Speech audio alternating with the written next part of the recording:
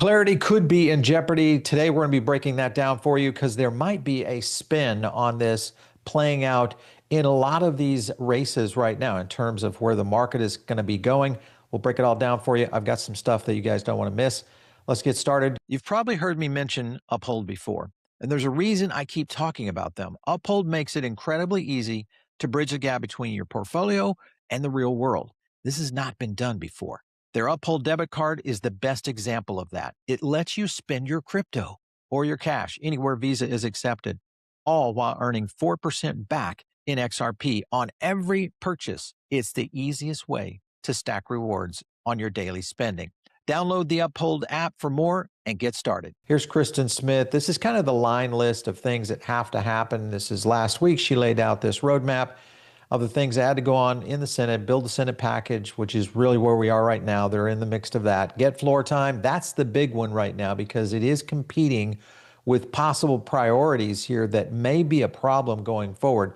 We got to get past 60 votes and then, of course, pass the Senate, resolve in the House, which is pretty fast, and then we go to the president's desk. That's what clarity needs to get going.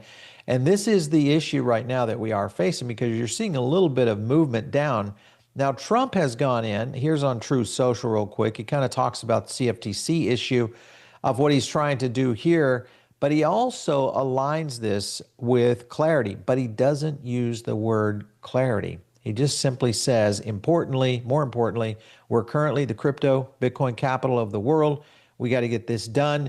So it does show that he's trying to get this passed. The problem is that we're probably going to face is what we're dealing with in terms of potential pushback. And I'll get into that in a second because there are some very key points that could put clarity at risk. If you look at the current poly market on clarity, it was setting right there at 65%.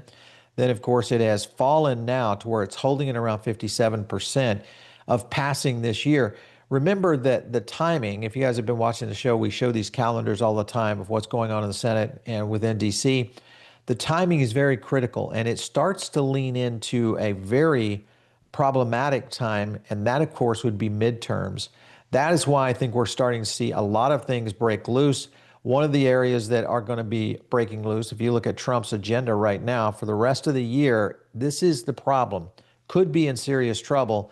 And this includes budget reconciliation packages as well as enforcement operations through 2009. There's a lot on the table.